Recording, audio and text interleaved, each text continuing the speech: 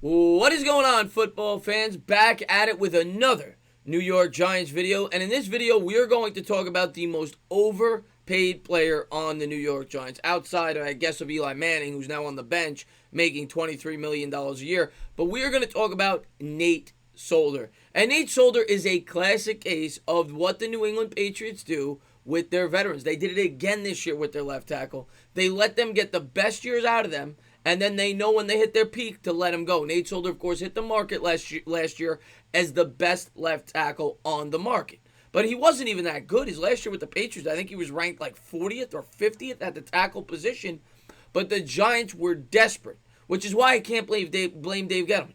They just added a running back. They had an aging quarterback who needed as much protection as he could get, and knowing that they were going to be drafting a rookie quarterback, they were trying to shore up that offensive line as quickly and efficiently as possible. So Dave Gettleman went out there and made Nate Solder the highest paid offensive lineman in the sport. And, to be honest with you, it was a horrible contract, but it was a contract that unfortunately kind of needed to be made because of years of neglect and draft misses at the position, right? Nate Solder, they needed that blindside protection. And to be honest with you, he has not done a good job of being that blindside protection for the New York Giants. Last year with Eli Manning in the first half, he was abysmal. I think he allowed 8 sacks in his first 8 games, got much better in the second half, in which him and Hernandez played a lot better on that left side. I think he only surrendered 1 sack in the last 8 games. So coming into this year, we were encouraged. We said, okay, he had a much better second half. Hopefully he could build off of that, and the Giants could have a strong year. And the Giants' offensive line as a whole this year has played pretty well with the addition of Zeitler, Hernandez in his second year, and Remmers has actually played pretty well. Nate Solder has been the worst offensive lineman on the unit. It's just fact. And I don't know if he still is, but going into last year was the highest paid left tackle in the sport. Coming into the game yesterday, he had surrendered 17 pressures and 3 sacks in the Giants' first 4 contests. And you're not talking about going up against world beaters at the pass rusher position. And yesterday against the Minnesota Vikings, he surrendered an additional 2 sacks, so that's 5 sacks allowed through the first 5 games. Plus, he had a ton of pressures as well. I didn't get the numbers for that. But needless to say, the guy has been getting beat like a drum at the position. There's one problem, guys. A lot of people say, well, we got to get rid of this guy. First off, nobody's going to take him on, in a trade, and you can't cut him. And here is why. Here is the contract for Nate Solder. Nate Solder, obviously we signed him last year to a huge contract.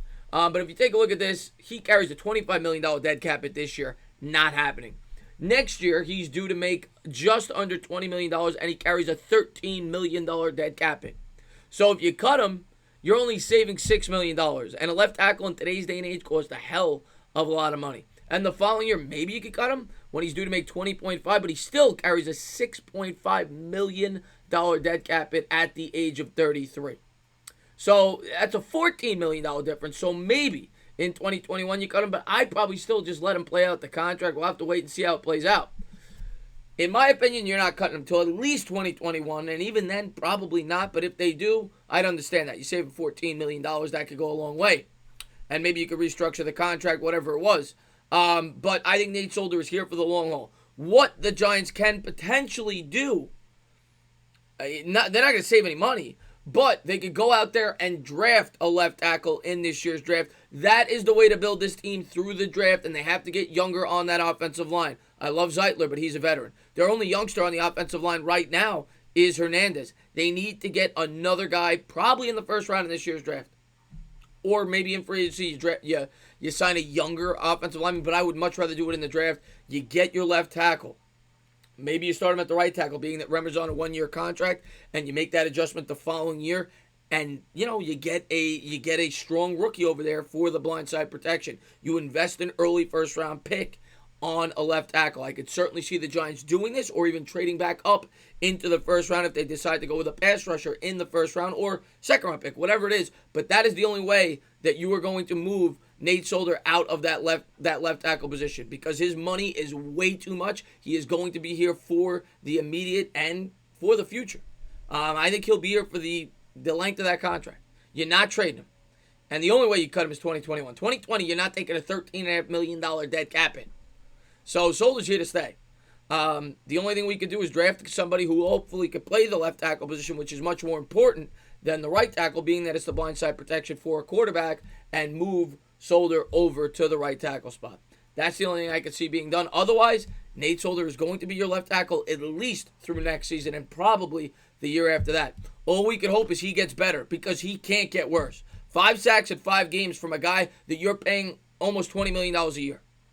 I mean, this guy's one of the most overpaid players in the sport, and it was a bad contract by getting him. We knew it was a bad contract when he did it, though. He was forced to do it. They needed to improve that offensive line, and as sad as it may sound, he was a huge improvement from what they had. So, yes, Gettleman's done a good job of improving that offensive line. This was a miss. Unfortunately, he does come off the books when this team should be hitting their stride, right? In 2021, next year you figure they get a little better. 2021 is when they should really start to improve and the foreseeable future. So, we'll see how it plays out. At least that money will come off the books when I think the Giants will really desperately need it to try to contend for a Super Bowl. But, unfortunately, he's going to be a Giant going forward. As always, if you liked what you watched, please subscribe. Drop a comment. Maybe give me a little thumbs up. Cheers.